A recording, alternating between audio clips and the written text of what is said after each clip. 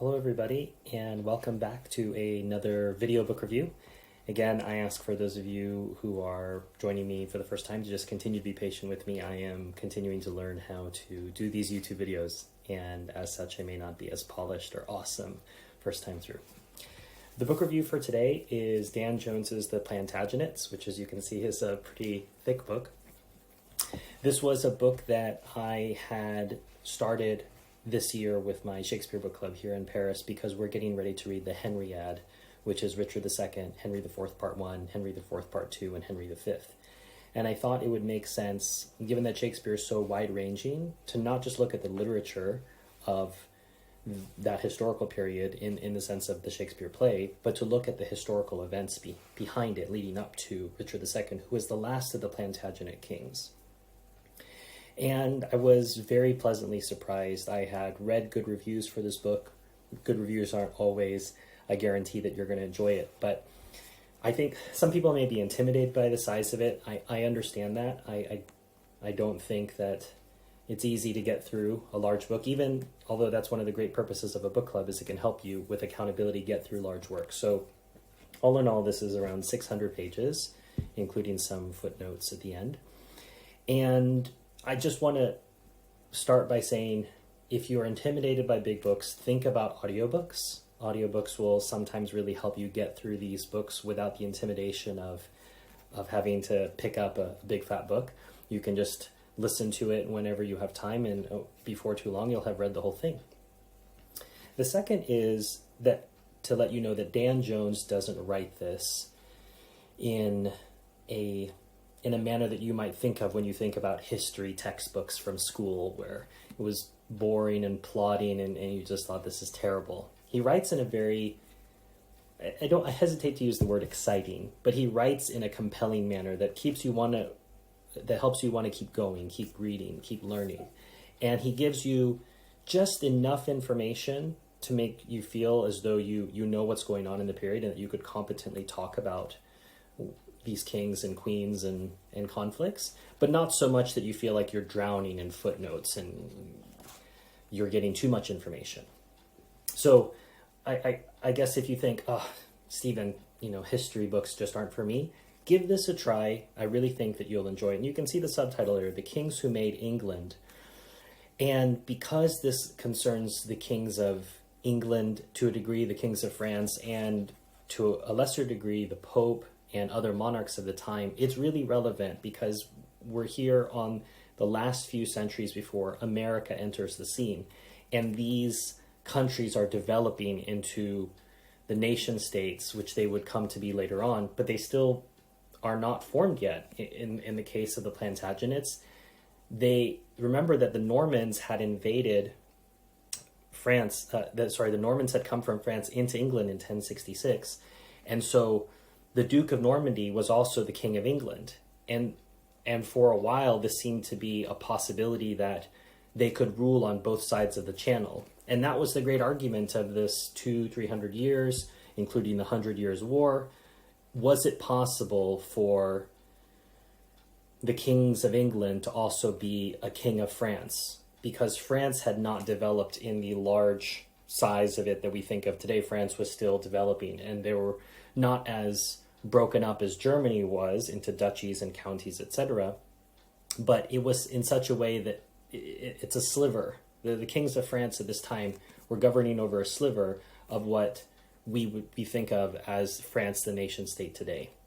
It's also something to realize that this was still an open question as to whether there would be an Anglo-Norman power or a Franco-Norman power. And by that, I mean there was an alliance with Scotland at one point when the English were making life too difficult for the Scots, and the Scots said, well, we're Catholics, and we're going to be aligned with the French.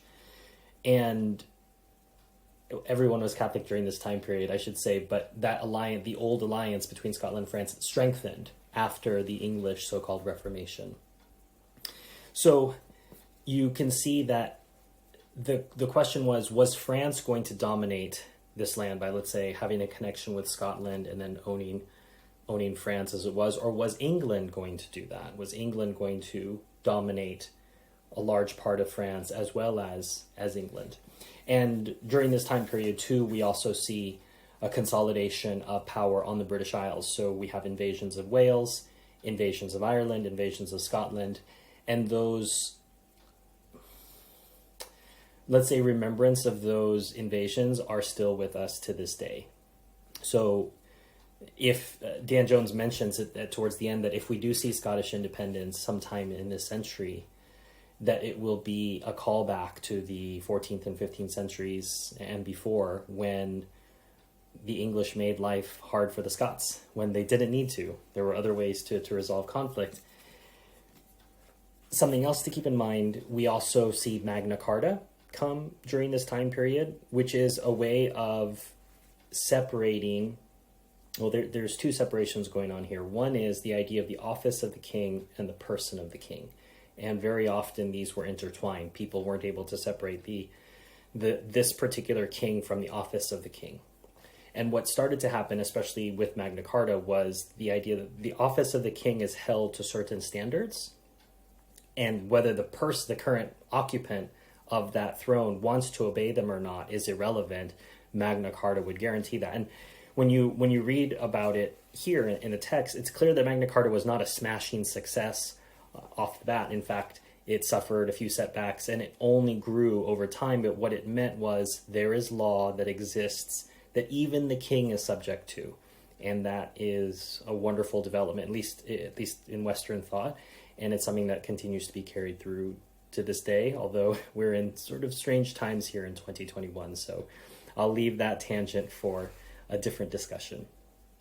It's also a reminder that monarchy can be messy. I think one of the things that I really like as a royalist, as you can see, I've got the French royal family tree through the different branches, the Valois, the Capetians, the Merovingians, the Bourbon, that one of the reasons I'm a royalist is I like to see continuity of government. If you talk even to many of the American presidents, they will say that just when they feel like they're getting the hang of the job, that's when they have to leave. And realistically, 4 years is not enough time to really make a mark in a country. In fact, halfway through a 4-year term, you're busy running for re-election instead of worrying about governing the country. And so when you look at continuity, people disdain that when it comes to monarchies, but when they look at modern democracies, they don't make any noise. For example, Angela Merkel has been the leader of Germany for 20 years. For some of the kids growing up there, she's the only leader they've ever known. But no one makes a big protest about how Merkel is the tyrant of Germany. But because people don't like Putin, who has also reigned for a similar amount of time, around 20 years in Russia, they say that he's a tyrant. But the reality is continuity of government is not in itself a bad thing. You have leaders who are versed in ruling for a long period of time. They're able to see things develop, and 4 or even 6 years is not really enough. And while I understand, and again, this is a totally separate conversation, the idea of term limits and the need to keep people moving on, we should temper our desire for people not to become professional politicians to eschewing that we don't mind if we have someone who becomes a professional in the office. So obviously someone who's never become president before, the first time they come, they're a first-time president, but as they grow in their experience and their knowledge, they can become better. You can vote them out. I'm not saying people have to rule for 20 years. I'm saying that if they do rule for 20 years, that's not such a bad thing. And some of the Plantagenet kings reigned for 40 years. So continuity of government, that's great when the kings are good. It's not so great when the kings are bad. But I point out this is the same in democracy as well. Democracy promises you that if you vote, you'll just get great people. But we know that's not true. We vote and we get terrible people. So the difference between a monarchy and a democracy in one way is that a monarchy doesn't promise you a rose garden.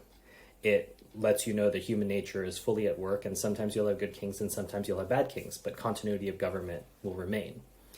Whereas democracy tells you the lie that every time you go to the ballot box, you have a chance for perfection, and that's simply untrue. 2 final things I want to comment on, and again, how do I reduce 600 pages to a short video? That's that's something that I'm just hoping will inspire you to go on and read it. But these are just some of the points that really struck me. One was war was such a frequent occurrence. It's something, especially as Americans, because of our unique situation, we're protected on two oceans. We have possibly the world's most peaceful, apologetic people living to the north of us, the Canadians, and a failed state to the south of us, Mexico. So the United States never really had any threats to it. Once it had emerged from this 1789 to 1812 period, the United States managed to express itself in an imperialistic manner and has been ever since. I'm not saying that's a good thing. I'm saying that Americans aren't used to the idea of war. The last time that Americans had to deal with war was in 1860 to 1865, and there's no one alive now who was alive during that time period. During World War II, we were insulated. We didn't have war on our shores other than the sneak attack in Hawaii. But other than that, Americans haven't really had to ever deal with what war feels like. And so we're quite removed from the very, very hand-to-hand, your towns and churches being pillaged frequently. And that's just something we take for granted now, that we will have some kind of peace in our daily lives. We can go our whole lives without necessarily dealing with war. And that's really something that sits in the background of this text. Finally, I'd like to read to you just a little bit, which I thought was a wonderful reflection from Edward the Black Prince. And I remember this summer, actually, I was down in Narbonne in the south of France, and there was a part of the town that had been ravaged by Edward the Black Prince, and that I'd actually been to a place that he had destroyed or at least ravaged. And then to read about him this last year was really quite something. But even as Edward started to fade, and Dan Jones uses the phrase outliving your successes as a monarch, as a ruler, as a leader. And the Black Prince has this on his epitaph in Canterbury Cathedral. Such as you are, sometime was I.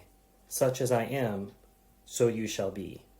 I thought little of death, so long as I enjoyed life.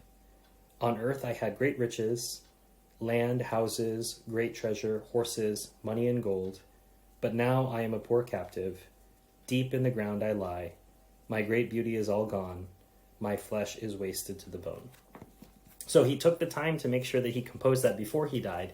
So I think that the Black Prince came to realize that all of his military conquests, all of those things, in the end don't really matter.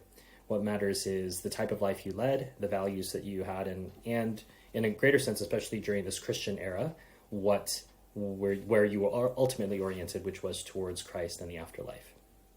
So lots of other things I could have talked about. I realize now, I didn't at all mention the role of women, especially Eleanor of Aquitaine, how prominent they were in the use of essentially alliances, economics, and some of the really strong-willed women that helped shape things, as I say, particularly Eleanor of Aquitaine. But if I allow myself to keep going down all the different things that I didn't cover in the video, this would be much longer, and that's not the point. The point is a short video to get you interested and excited about a text, and hopefully to encourage you to dive in yourself. So thanks, as always, for listening, and hope to see you at our book clubs.